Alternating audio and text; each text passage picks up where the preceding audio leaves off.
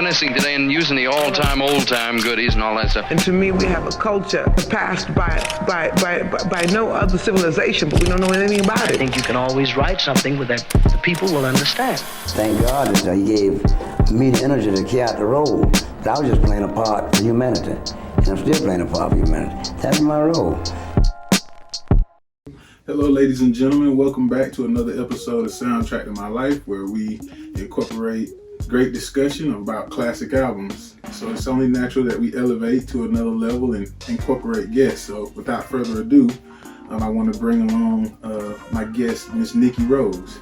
How you doing, Miss Nikki? I'm good. How are you? I'm doing fine. I'm glad that you came. I appreciate you coming. Thank you for having me. Absolutely, absolutely. Well, before we continue to go along, how about we go ahead and finish this glass right here, if you don't mind. Yes, sir. Cheers.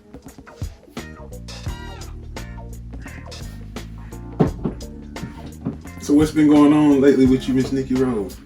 Woo. Let that settle in. That's even better. The second one hit a little harder than the first one. But no, I've been good. I've been working. Awesome. I have my beauty brand, Nikki Rose Beauty. Yes. I have a few goodies in here. Yes, check it out. I'm actually rocking these lashes right now. Thank you. Absolutely. So basically, it's a self-titled brand after myself. Just displaying another side of myself, because a lot of people know me as growing up like tomboy, athlete, hooping all the time. But as I got older, I evolved more into like makeup, beauty. I love stuff like that. These are my earrings as well. So awesome. I have a lot of new things coming out. My gloss, all of this stuff. So so I just been working, trying to get through the pandemic as best as I can, and networking. Sure. Well, I've just noticing the market with people that I've worked with. It just seems like the pandemic has gave us a good time to like get into people's endeavors. So have you seen business increase during the pandemic? Oh yeah, a lot of people are on their phones a lot more now there, and they're on their computers. Electronics, like media, everything has just heightened since the pandemic because they're just sitting in the house. Even if they're working, they're still sitting in the house. So everything has just been on the up. Got you. Well, that's good to know.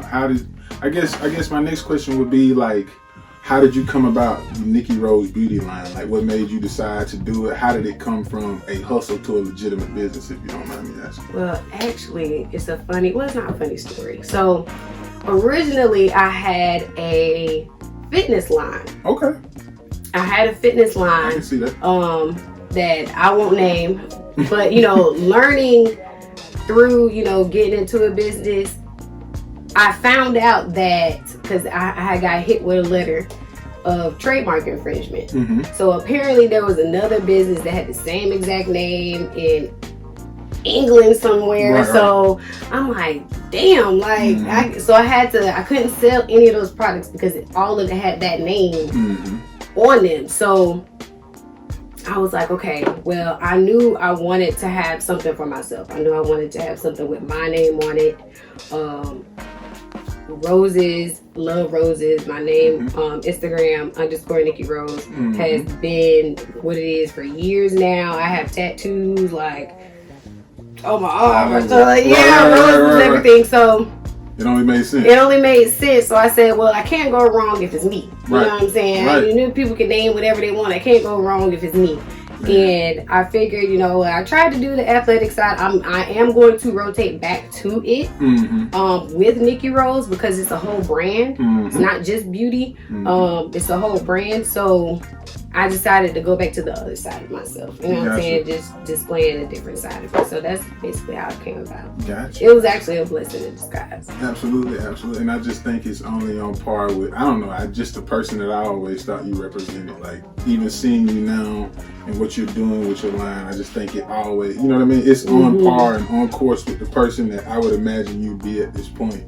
And of course, we have that idea in common, but we also love music, Mm-hmm. both of us, and we've had several discussions over the years, and maybe even more debates at times about different albums that we may like, or even songs in general. So it's only right that we incorporate music in it. I think the best selection for us to pick at this time would be TLC's Crazy Sexy Cool.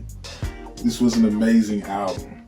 Like, I guess pick it up if you don't mind, and just tell me what comes to mind as you think about this particular album. I love TLC. Yeah. Like, I was born in 92, so 90s R&B is like my genre. Absolutely. Like, my daughter, I don't even have her on this, whoa shit. Yeah. I seen on Instagram. That's facts. she's literally on my era of music, like all the stuff that I listen to. So TLC was very monumental in my music selections. Like, I was Brandy, Monica's, TLC's. Yes. I love this album. Absolutely. Everything about this album really grew into, because when they first came out, they were still young. Mm-hmm. They were, iPad, the condoms over their eyes and the baggy clothes and that's your friend. Yeah. Doing all that. And so when they came out with this Crazy Sexy Cool, which is funny because all the stuff they're talking about in here is basically them as they got older. Yes. You know what I'm saying? Yes. It's more sexual songs in here. Red Light Special, which is what I think they based this album cover off of. They just have the whole red thing going on, and then the Crazy Sexy Cool, they're basically just describing themselves. Yes. You know what I'm saying? So I fuck with that album. I do too. I fuck with that. And I also think that that's something that you desire in a person, right? Like a little bit of crazy. Not too much crazy. No, some niggas heavy on the sexy, right? Some niggas like heavy on the sexy. So you're heavy on the sexy and extra heavy on the cool. Right. So I think it just made sense. Whoever their PR person was, or if they came up with that, it was dope. That was amazing. And it made them a lot of money. Absolutely. Really skyrocketed their career. And just to piggyback on what you said, I like to call it like a coming of age project, right? Like, it's not necessarily the project that's their original project, but like they found themselves on this album, right? Like they found a lane that they liked and people liked. So I love to see that in an artist. So like, what are some songs that I guess stick out to you on this project? I know you named one already, but like there's several. Definitely Creep. Yes. I can listen to Creep all day, not because don't do that. Not because I'm a creeper, right? But the song alone is just real smooth. It's amazing. Right? Yeah. The horns and everything. Everything in the back, like I'm a musical person, so the way that I hear music is different from a lot of other people. I'll hear everything. I'll hear the extra ad-libs. I hear all that shit. So love Creep. Waterfalls is a staple. Absolutely. And just a lot of their interludes in between just basically highlights the album. So Absolutely. I loved it. My favorite song would be, well, of course, all the ones, Waterfall, Creep, but my favorite one is Digging on You. I love Digging on You, but it just more or less like I think they hit every mark on this particular album, and it just came out perfect, which deems it perfect for us to discuss on this platform. So I guess without further ado, we'd like to see you unpack it and put the vinyl on for us, and we can rock out for a minute if you don't mind. Right.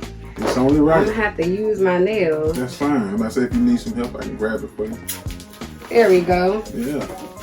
Dun, dun, dun, dun. I really hated that. When I say when Left Eye passed, yes, I hated that. Yeah. But her passing and Aaliyah hit me hard. It hit everybody. It hit me so hard. Especially the real. Oh wait, can we get a? Yeah, absolutely. That's what we do. this was back when albums was really like choreographed, right? Like they really gave you insightful information. Yes. And you know, and their branding and packaging into this, because right now we're in a time where it's like you just go stream that shit. You don't have to have no cover art or nothing. Right. It's like, when I put the song out, I think they encompass like all elements of women. Like Left Eye was your, you know, of course considered the wild one. Chili was considered the ultimate beauty, and I think she was just like gave you the girl next door type of vibe. They so dope. Let me see, am I opening this right? Yeah, it's like on the pull it over on. Yeah, there's a B side and an A side. So which side we gonna listen to? Let's look right here and let's choose what you want to listen to. Let's do. We gonna do my song. What side is my song? What song? Your song Creep? Yeah. Oh Lord, A side. So we gonna.